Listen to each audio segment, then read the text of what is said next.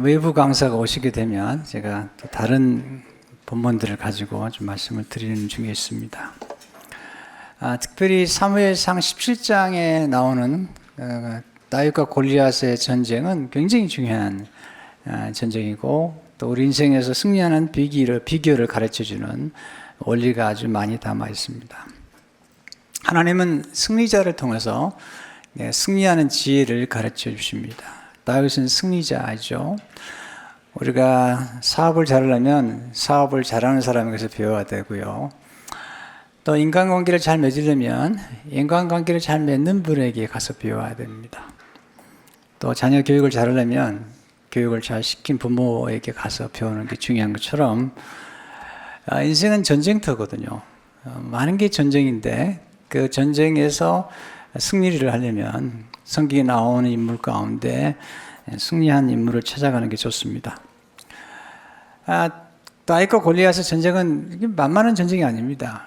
골리앗은 키도 크죠, 목소리도 크죠.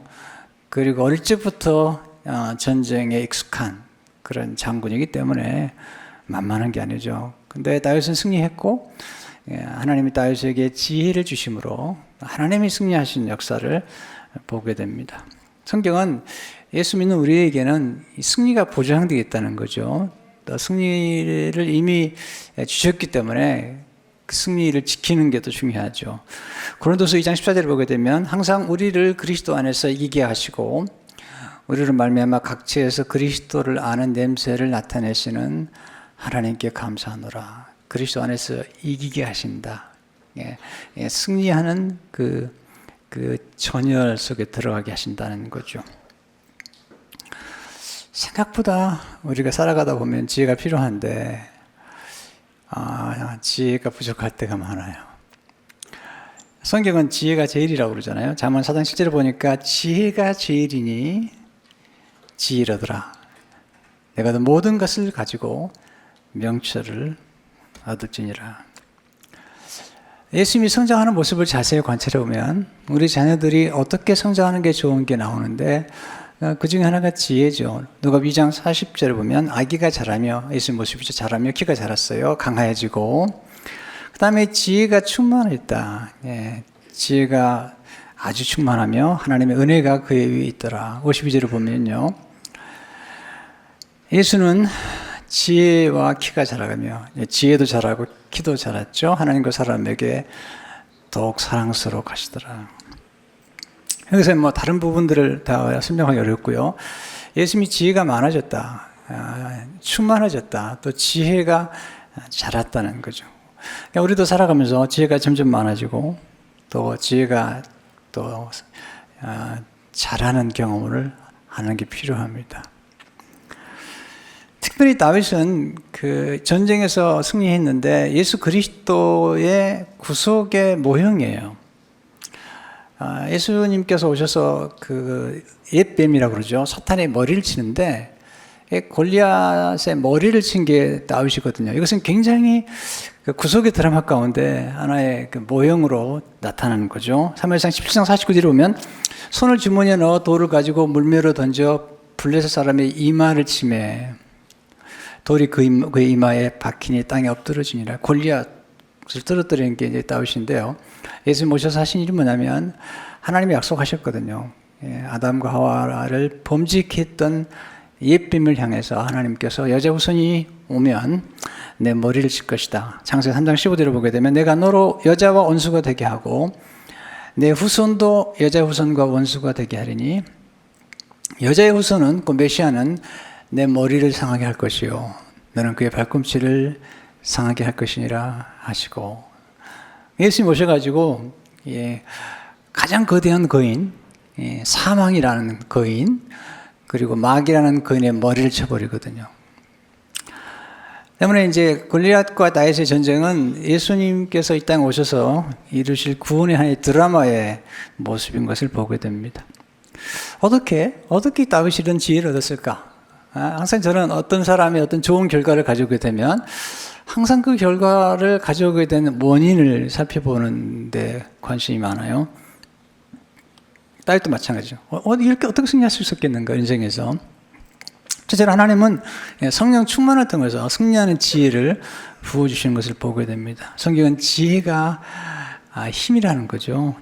잠언 14장 5절을 보니까 지혜 있는 자는 강하고 지식 있는 자는 힘을 더하나니. 잠언 12장 20절을 보게 되면 지혜로운 자는 용사의 생 올라가서 그 성이 의지하는 방벽을 허느니라. 다윗이 승리했는데요. 그는 아주 영맹스러운 장수가 돼서 승리했는데 비밀이 지혜에 있다는 거죠. 어떻게 이런 지혜를 얻을 수 있겠는가? 원래 그는 목동이었고 또 아버지로부터 인정받지 못했던 막내 아들이었거든요. 근데 사무엘이 와서 기름 부은 날에 성령께서 오셨어요. 그에게. 그러니까 그에 없었던 영이 임했는데 그 영이 임함으로 그런 지혜가 충만해지죠. 사무엘상 16장 13절을 보게 되면 사무엘이 기름 불병을 가져다가 그 형제 중에서 그에게 부었더니 이날 이후로 다윗이 여호와의 영에게 크게 감동되니라. 사무엘이 떠나서 라마로 가니라. 그러니까 성령이 임하니까 지혜가 충만해지는데 여호수아도 모세가 안수함에 그에게 지혜의 영이 임했다는 거죠. 신명기 34장 9절을 보면 모세가 눈의 아들 여호수아에게 안수하였으므로 그에게 지혜의 영이 충만하니 이스라엘 자손이 여호와께서 모세에게 명령하신 대로 여호수아의 말을 순종하였더라. 여호수아에게 지혜의 영이 임함으로 가나안 땅을 정복하는 놀라운 일을 이루는 것을 보게 되죠. 초대교회가 문제가 생겼을 때 이제 일꾼을 세울 때 일꾼을 세우는 자격, 퀄리피케이션을 얘기할 때 성령과 지혜가 충만하다. 사도행전 3절에 보면 형제들아 너희 가운데서 성령과 지혜가 충만하여 칭찬받는 사람 7을 택하라. 우리가 이 일을 그들에게 맡기고 이제 성령께서 역사하면 지혜가 충만해지는 거거든요. 네. 요셉이 사실은 놀라운 그 일을 이루었는데 바로가 보니까 그 안에 성령이 충만했다는 거죠. 창세기 41장 38절 39절을 보게 되면 바로가 그의 신하들에게 이르되 이와 같이 하나님의 영에 감동된 사람을 우리가 어찌 찾을 수 있으려 하고 요셉에게 이르되 하나님이 이 모든 것을 내게 보시니 너와 같이 명철하고 지혜 있는 자가 없도다. 성령께서 오셔서 지혜와 명철을 주니까 문제를 해결하죠. 위기를 극복하죠. 그리고 앞날을 예측하고 준비하게 돼요. 이건 굉장히 중요한 통찰력인데요. 앞을 예측하고 그리고 준비하는 것이죠. 과업을 성취할 뿐만 아니라 사명을 완수하는 거죠. 성령께서 오셔서 지혜를 주심으로 다윗이 거인을 쓰러뜨리는데 한 번 승리하는 게 아니에요. 이게 이제 우리가 지혜가 필요한 까닭은 뭐냐면 지혜는 정말 지혜로운 사람들은 한 번 바짝 승리하는 게 아니에요. 지속적이면서 그리고 궁극적인 승리를 가져오는 게 중요한 거죠. 사무엘상 18장 14절 15절을 보게 되면 다윗이 그의 모든 일을 지혜롭게 행하니라. In everything 이랬어요. 모든 일을. 이게 대단히 중요한 거죠. 지혜롭게 행하니라. 여호와께서 그와 함께 계시니라. 사울은 다윗이 크게 지혜롭게 행함을 보고 그를 두려워했으나 그가 모든 일을 지혜롭게 행하는 그 원천은 여호와께서 그와 함께 계시니라. 우리는 지혜를 배워야 돼요. 교회 와서 여러분들이 제자 훈련을 받는 가장 중요한 이유 중에 하나가 그리스도를 알고 모든 지혜를 얻기 위한 거예요. 사도 바울이 골로새 1장 28절을 보게 되면 우리가 그를 전파하여 각 사람을 권하고 여긴 그는 그리스도시죠. 예수님을 전하고 각 사람을 권하고 모든 지혜로 굉장히 중요한 단어죠. 모든 지혜로 all wisdom 각 사람을 가르치면 각 사람을 그리스도 안에서 완전한 자로 세우려 하머니 완전하다 말은 성숙한 사람으로 세우는 지혜에 성숙한 사람으로 세우는 거죠. 그래서 우리 교회가 이제 아카데미 선생님 아카데미를 하는데 그 모든 과정 속에 지혜가 있는 거죠. 제가 설교하는 가장 중요한 관심은 예수님을 증거할 뿐만 아니라 복음 안에 담겨진 모든 지혜와 각종 지혜를 여러분들에게 전해드리는 거죠.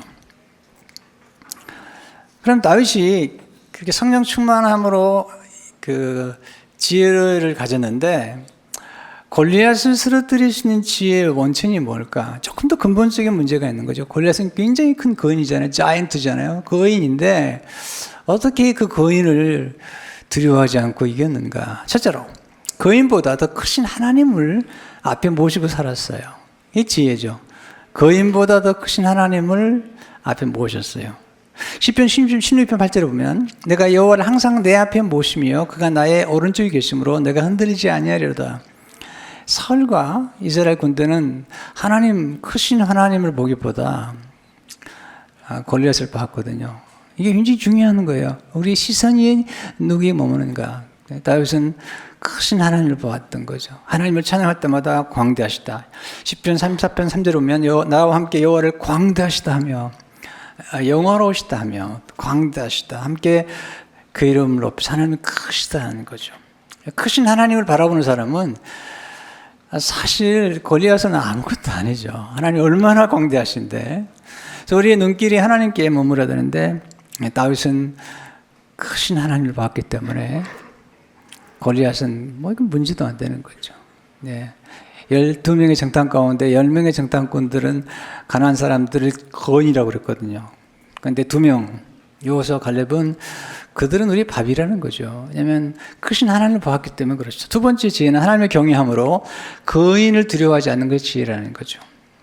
결국은 누구를 두려워하냐가 중요한 건데 하나님을 정말 두려워하게 되면 어떤 거인도 우리 인생에서 가장 큰 거인은 죽음이죠.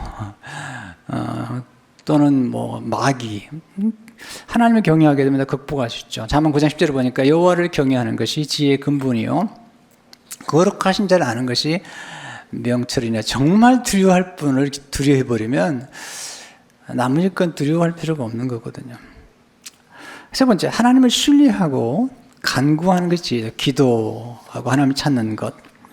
시편 34편 4절을 보니까 내가 여호와께 간구하며 내게 응답하시고 내 모든 두려움에서 나를 건지셨도다. 그가 두려워하지 않았던 건 아니죠. 인간이기 때문에. 그러나 하나님을 의지하고 하나님께 기도했을 때 하나님께서 그를 건져주신 것을 보게 됩니다. 네 번째, 하나님 주신 명철로 거인의 약점을 볼 줄 아는 것이 지혜입니다. 중요한 건 하나님을 아는 것과 또 우리 자신을 아는 거죠. 특별히 우리 자신 가운데 우리가 가진 강점을 아는 게 필요하고요.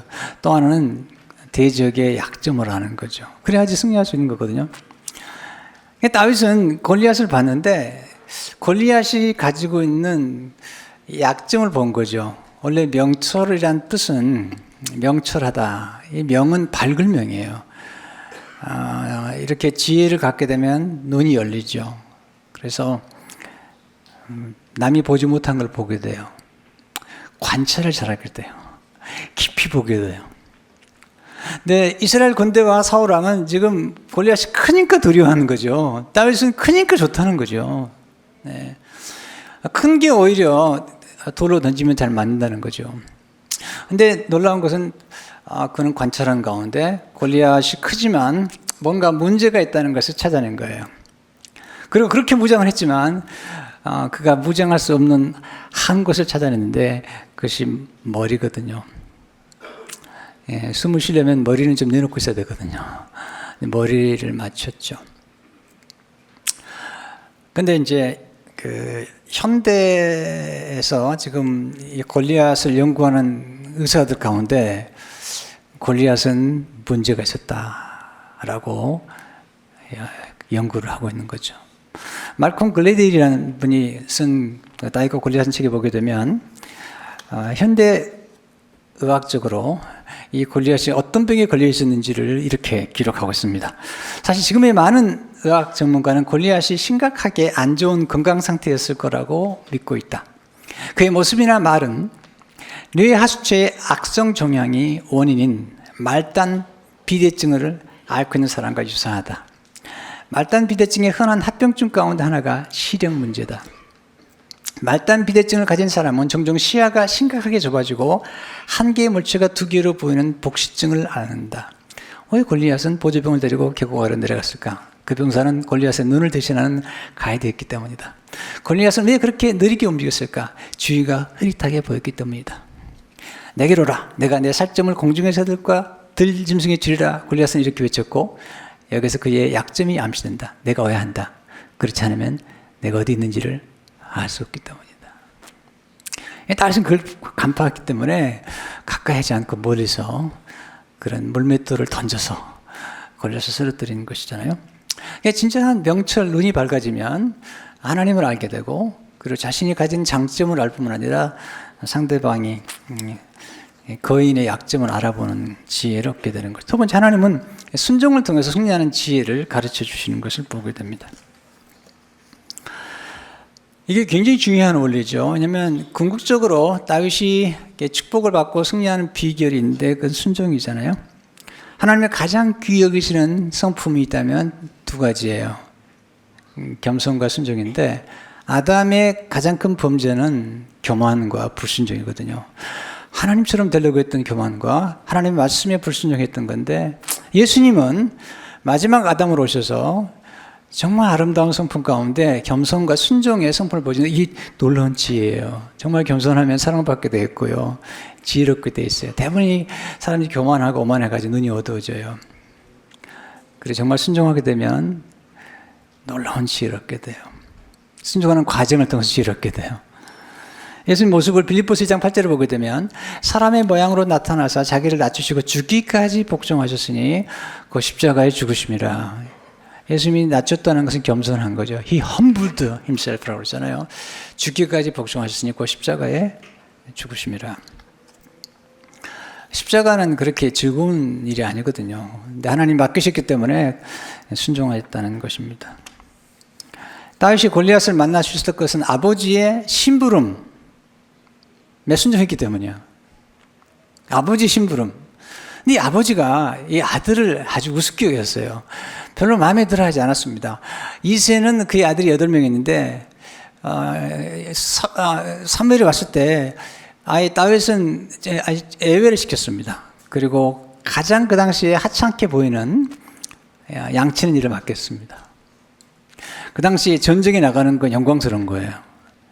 근데 다윗이 이제 말째 아들로 형제들 가운데 세 아들은 전쟁터에 보내고 또 이 아들은 말째예요. 아버지께 무시당했어요. 근데 다윗은 하나님 아버지 앞에 인정을 받았어요. 가끔 우리 부모들이요, 상처를 많이 줍니다. 네, 죄송하지만 존경할 만한 아버지가 많지 않거든요. 근데 우리는 무시하는 부모들과는 상관없이 우리가 하늘에 계신 아버지를 만나게 되면 우리는 스토리가 달라지거든요. 그러니까 다윗은 자기 아버지는 그를 무시했지만 하늘의 아버지께서 다윗을 인정해 주신 거죠. 오늘 본문에 보면 그 다윗의 고향이나 또는 스토리가 나오는데 12절에 16절에 보면 다윗은 유다 베들레헴 에브랏 사람 이세라는 사람의 아들이었다. 유다 베들레헴 에브랏은 예수님의 고향이거든요. 다윗의 고향이지만 굉장히 중요한 거죠. 왜냐하면 이 다윗의 스토리는 지금 구원의 스토리의 하나의 모형이죠. 이새는 사울 당시 사람 중에 나이가 많아 늙은 사람으로서 8아들이 있는 중 그 장성한 세 아들은 사울을 따라 싸움에 나갔으니 싸움에 나간 세 아들의 이름은 장자 엘리압이요, 그 다음은 아미나답이요, 셋째는 삼마며 다윗은 막내라. 장성한 세 사람은 사울을 따랐고 다윗은 사울에게로 왕래하여 하며 베들레헴에서 그의 아버지 양을 칠 때 그 불릴 사람이 40일을 조석으로 나와서 몸을 나타내었더라. 여기서 다윗을 얘기할 때 다윗은 막내라 그랬거든요. 또 사무엘이 찾아봤을 때도 7아들이 다 사무엘 앞에 지나가는데 사무엘이 묻죠. 아들이 하나 있느냐 또 없느냐고 물었더니 이름도 얘기하지 않아요. 사무엘 16장 11절을 보게 되면 이새가 이르되 아직 막내가 남았는데 그런 양을 지키는 아이다. 이 막내란 말이 영어로는 영게스트지만 히브리어 보면요, 카탄이라는 단어인데 어린, 작은, 중요하지 않은, 하찮은이라는 뜻이에요. 다윗은 하찮은이라는 거죠. 사무엘상 10장 15절을 보게 되면 다윗은 그의 아버지의 양을 칠 때 그 당시에 전쟁에 나가면 대단한 건데요. 근데 자기를 하찮게 여기는 아버지의 심부름에 순종했다는 거죠. 인생은 어차피 심부름하는 거예요. 여러분 직장에 나가니까 직장 사장이나 상사의 심부름하는 거예요. 네. 다 심부름하고 있는 거예요. 우리가 이 땅에 태어났다는 것은 하나님이 이 땅에 우리를 보내신 심부름이 있거든요. 그 심부름 하러 온 거예요. 예수님도 그렇게 오신 거거든요. 심부름을 우습게 여기면 안 돼요. 근데 이 아버지가 이 다윗에게 하찮게 여기지만 일을 맡기죠. 17장에 보게 되면 아들에게 양치는 아들에게 이제 너 그만 잠시 양 맡기고 형들에게 속히 가서 음식 갖다 주고 형들과 함께 일하는 천부장은 1000명을 거느리는 그런 이제 군이니까 굉장히 높은 사람이죠. 그에게 선물도 좀 갖다 드리고 그리고 잘 있는지 빨리 증표를 알아오라는 거죠. 17절에 12절을 보게 되면 이새가 그의 아들 다윗에게 이르되 지금 내 형들을 위하여 이 볶음곡식 한 에바와 이 떡 10덩이를 가지고 진영으로 속히 가서 내 형들에게 주고 이 치즈 10덩이를 가져다가 그들의 천부장에게 주고 이건 약간 선물이 뇌물 같기도 한데요. 내 형들의 안부를 살피고 증표를 가져가라. 속히 가서. 네. 그 다음에 보면요. 그때 사울과 그들과 이스라엘 모든 사람들은 엘라 골짜기에서 블레 사람들과 싸우는 중이더라. 다윗이 아침에 일찍 일어나서 양 지키는 자에게 맡기고 이새가 명령한 대로 가지고 가서 진영에 이른즉 마침 군대가 전장에 나가와서 싸우려고 굼치며 중요한 단어가 나오죠. 다윗이 아침에 일찍 일어나서 그리고 이새가 명령한 대로 아버지가 명령한 대로 다윗은 부지런한 사람이고요. 그리고 아버지의 심부름을 잘 했던 사람이죠. 심부름을 잘하는 것도 습관입니다. 네. 제가 이제 어릴 적에 어머니가 심부름을 시키면 심부름을 좀 잘했던 것 같아요. 이건 자랑이 아닙니다. 오해하지 마시고요. 어머니가 지금도 기억이 나지만 추운 겨울에 저를 불러요. 막둥아, 제가 막내거든요. 심부름 좀 다녀와라. 그러면요, 저는 벌떡 일어났어요. 그리고 아주 기쁘게 심부름을 다녀왔어요. 왜냐면 그때도 제게 지혜를 주잖아요. 지혜를 주셔가지고 간단하거든요. 매 맞고 갈래? 그냥 갈래?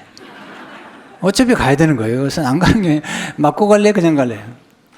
근데 적극적으로 가는 거예요. 기쁨으로 가는 거죠. 그러면 어머니가 기뻐하시고 또 어머니가 이제 시장을 보러 갈 때마다 제가 쫄쫄 따라다녔거든요.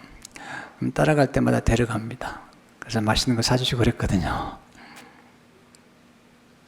근데 그런 습관들이요. 결혼 생활을 하는데 아주 도움이 돼요. 제 아내가 아픈 다음에 제가 설거지 열심히 하고요. 그리고 아내 심부름을 잘해요. 잘 들어줘요. 내가 이틀 전에도 얘기했어요. 여보, 뭐든지 시켜. 이렇게 얘기했습니다. 나는 어릴 적부터 엄마 심부름 잘했거든. 부담스러워하지 말고 내가 심부름 잘할 테니까 뭐든지 부탁하라고. 이건요, 작은 것 같지만 이런 어릴 적의 하나의 그 습관들이 성장하면서 잘 형성되기 시작했고, 또 내가 지금 하나님 아버지께서 내게 맡기신 심부름을 잘 할 수 있는 하나의 습관이 되지 않았나 생각을 하는 거죠. 여기서 이제 다윗이 아침 일찍 일어났다는 것을 통해서 배울 수 있는 첫 번째는 하나님은 순종할 때 새벽을 깨우는 사람으로 준비시킨다는 거죠. 그는 부지런했다는 거죠. 제가 보니까요, 부지런하다고 다 성공하는 것 같잖아요. 어떤 분이 부지런한데요, 핵심을 놓쳐요. 열심히 일하는데 지혜롭지 않아요. 근데 놀라운 건요, 성공한 사람들이나 승리하는 사람들은 한결같이 지혜로운 사람이에요. 게으른 사람을 본 적이 없어요. 성경은 이렇게 말하죠. 악하고 게으른 종아, 게으름을 악한 거예요. 탁월한 삶을 살려면 부지런하다는데 다윗은 새벽을 깨며 기도했어요. 시편 7, 8절 보게 되면 하나님이여 내 마음이 확정되었고 내 마음이 확정되었사오니 내가 노래하고 내가 찬송하리이다. 내 영광을 깰지어다 비파야 죽음을 깰지어다 내가 새벽을 깨우리로다. 새벽에 일찍 일어난다는 것은 게으르지 않다는 거죠. 두 번째, 하나님 맡겨진 일에 순종케 하심으로 미래를 준비케 하시는 거죠.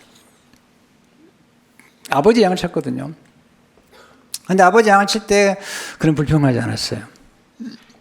아버지 양을 지키기 위해서 그는 사자와 곰과 싸웠어요.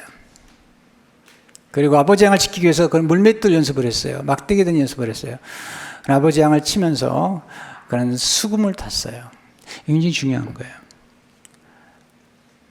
왜냐하면 우리에게 주어진 일을 억지로 하거나 불평한 게 아니라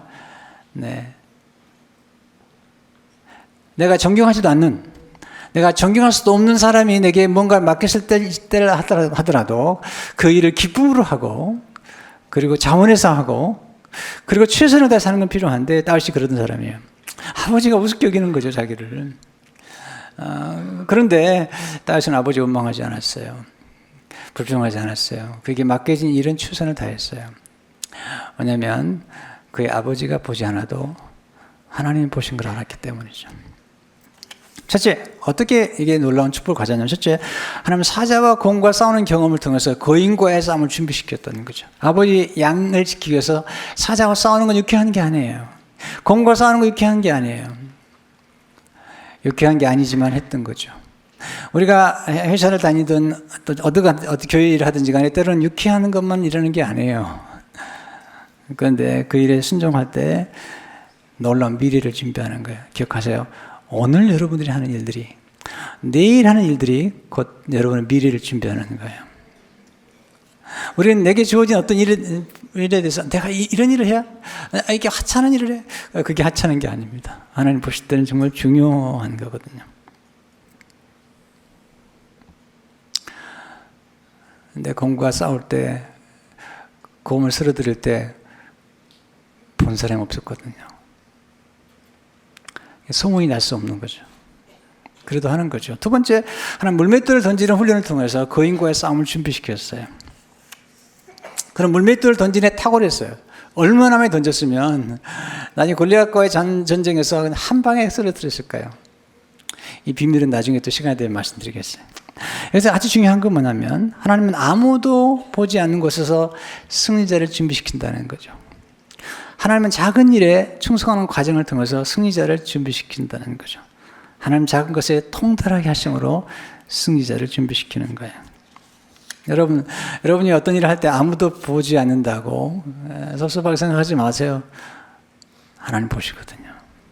왜냐하면 하나님께서 다윗을 선택하신 장소는 아버지 양을 칠 시편 78편 70절에 이렇게 증언하고 있죠. 또 그의 종 다윗을 택하시되 양의 우리에서 취하시며.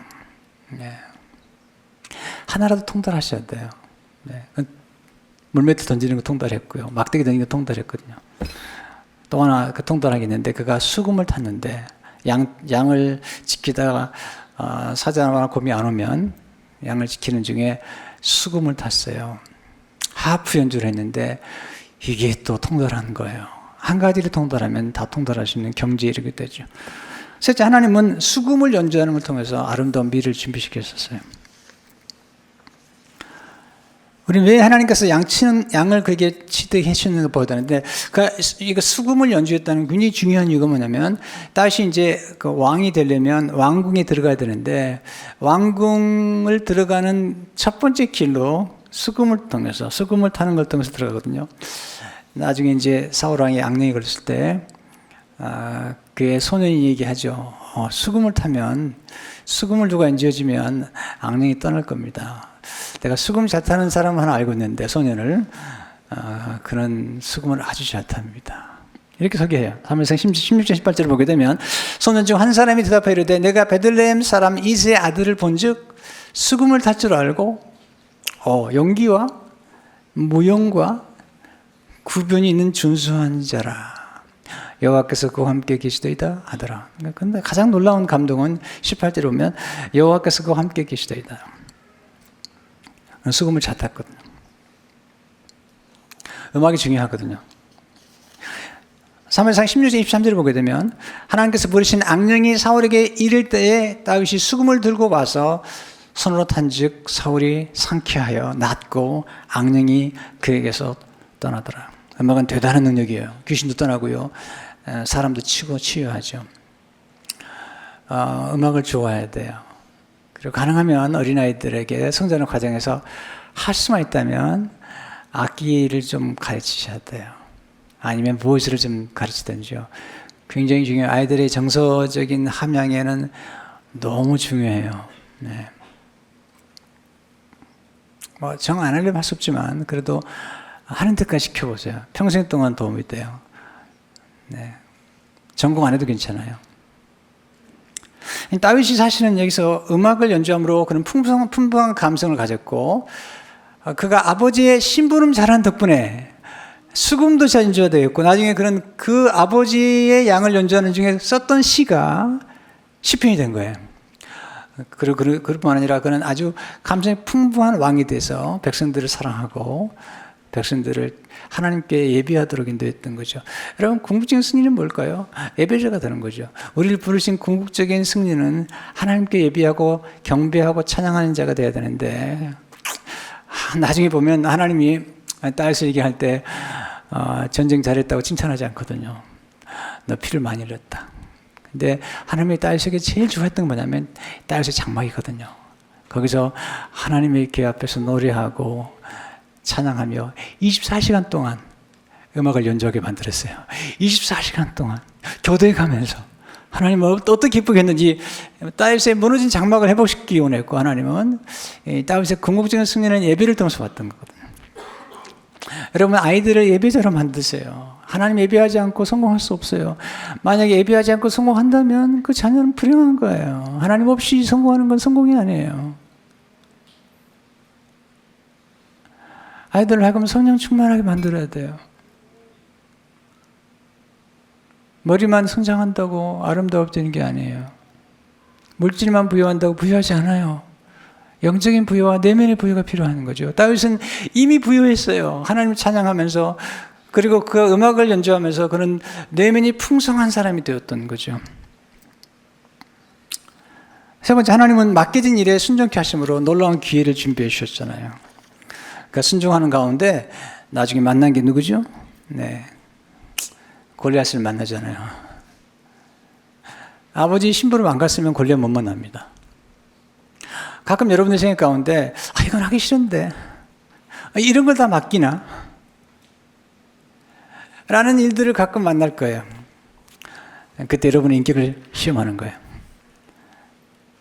다윗도 전쟁에 나가고 싶은데 전쟁에 벌어진 게 아니라 그냥 음식까지 형에게 갖다 주라는 거죠. 그런데 바로 거기에 순종함에 갔다가 거기서 그의 생애를 완전히 변곡점, 터닝 포인트를 만든 그런 사건을 만나게 되죠. 심부름 잘하는 게 중요해요. 순종이죠, 순종. 여러분, 교회 안에서도 또는 집안에서 부모님에게 순종하는 법을 가르치셔야 되고요. 교회 안에서도 지도자들에게, 교회 세운 지도자들에게 순종하는 지혜가 필요해요. 목사님 꼭 그래야 됩니까? 하나님 앞에 순종하면 되지. 여러분, 부모에게 순종하지 않으면서, 눈에 보이는 선생님이나 그리고 지도자에게 순종하지 않으면서 하나님께 순종하겠다고 난센스입니다. 그런 일은 없습니다. 그런 성품을 가질 수 없습니다. 내가 마음에 들지 않은 상사에게 또는 지도자에게, 심지어는 나를 힘들게 하는 부모님에게도 순종하는 훈련을 할 때 거기서 놀라운 결과를 가져오게 되는 거죠. 왜 사울왕을 하나님께서 버리시죠? 두 가지죠. 그분을 교만했거든요. 또 하나는 불순종했잖아요. 하나님 말씀 버렸거든요. 사무엘상 15장 22절을 보게 되면, 사무엘이 이르되 여호와께서 번제와 다른 제사를 그의 목소리를 청중하는 것을 좋아하신 같이 좋아하시겠나이까? 순종의 제사보다 낫고 듣는 것이 순양의 기름보다 나으니 이는 거역하는 것은 점투는 죄와 같고 완고한 것은 사신 우상에게 절한 죄와 같음이라. 왕이 여호와의 말씀을 버렸으므로 여호와께서도 왕을 버려 왕이 되지 못하게 하셨나이다 하니, 순종하지 않았잖아요. 사람을 두려워했거든요. 하나님 경외하지 않고 교만했거든요.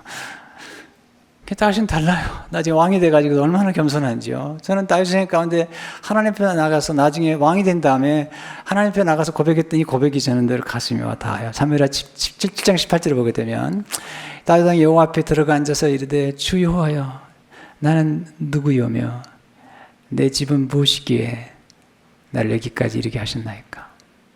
난 먹동 아닙니까, 하나님? 우리 집안 별거 없는데 여기까지 이렇게 했습니까? 겸손과 순종이 비밀이에요. 왜냐하면 교만해지면요, 눈이 어두워집니다. 배우지 않습니다. 듣지도 않습니다. 근데 겸손하면 참 듣죠. 이 십시장에 가면요, 자꾸 물어봐요. 저 인간 쓰러뜨리면 무슨 일이 이루어지는 거예요? 왜 저러는 거예요? 잘 듣잖아요. 들음으로써 그런 지혜를 얻게 되고요. 그리고 순종하는 가운데 기회를 얻게 되는 것을 보게 됩니다. 예수님은 험한 십자가를 지신 일에 순종하셨어요. 승리하셨죠. 사명이란 하나님의 심부름을 완수하는 겁니다. 이게 미션이죠. 우리 모두에게는 사명이 있어요. 심부름하러 나온 거예요. 심부름 어떻게 하느냐는 거죠. 근데 하나님 아버지께서 예수님께 맡긴 일을 이루었거든요. 요한복음 17장 4절을 보게 되면 아버지께서 내게 하라고 주신 이 일을 내가 이루어 아버지를 세상 영화롭게 하여서 하나님 아버지께서 주신 일은 뭐죠? 십자가 지는 거예요. 여러분 십자가는요 험한 십자가예요. 그 멸시받는 거예요. 사람들이 귀히 여기지 않았어요. 마치 그 당시에 다윗이 아버지 양을 칠 때 양 치는 건 아무나 뭐 귀한 사람이 하는 게 아니에요. 8명의 아들 가운데 가장 하찮고 쓸모없는 그런 아들이 했던 건데 십자가, 그 당시 십자가는 뭐 멸시의 십자가죠. 저주 십자가죠. 아주 험한 십자가죠. 아무도 즐거워하는 십자가 아니에요. 근데 예수님이 주셨거든요. 근데 하나님 아버지께서 그렇게 사랑하는 아들 예수님을 십자가에서 아주 멸시를 받게 만들었어요. 네, 무시당하게 만들었어요. 그 결과는 놀랍잖아요. 그 십자가 영광의 십자가 되었고 그 십자가를 통해서 전 인류가 구원받는 그 구원에 들어가게 만들었어요. 그 십자가를 치심으로 사탄의 머리를 치었고 우리를 가장 괴롭히는 죽음이라는 사망이라는 원수를 쳐버렸거든요. 사람들은요 십자가를 멸시한다고 그랬어요. 근데 하나님의 능력과 지혜가 십자가에 있는 거죠. 가끔 여러분 교회 생활하다가 나를 이게 안 알아주나 이런 분이 계실지 모르겠는데요. 너무 그렇게 생각하지 마세요. 네. 교회를 하다 보면 그런 일 많이 경험하죠. 그러나 하나님 보시거든요. 그래서 하나님이 알아주면 되죠. 네. 육신의 아버지가 몰라줘도 하나님은 알아주시잖아요. 하나님이 보시고 인정해주고 또 기회가 되면 하나님이 높여주시거든요. 정말 지혜로워야 돼요.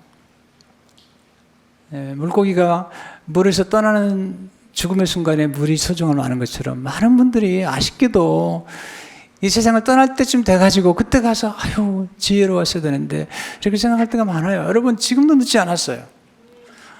오늘 배운 지혜도 중요해요. 또 삶 가운데 지혜가 얼마나 중요한 걸 알아야 돼요. 배우셔야 됩니다. 저는 날마다 지혜를 구합니다.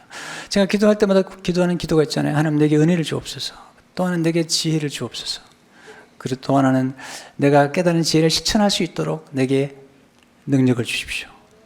네. 하나님 준비된 사람에게 기회를 주는 거예요. 여러분이 그동안 거쳐왔던 모든 과정에서 경험했던 모든 경험과 심지어는 우리의 실수마저도 하나님께 맡기면 놀라운 기적을 일으키는 그런 도구가 될 수 있거든요. 여러분 오늘 말씀으로 여러분이 승리하는 여러분 되시기를 주의 이름으로 축원합니다. 하나님 아버지 감사합니다.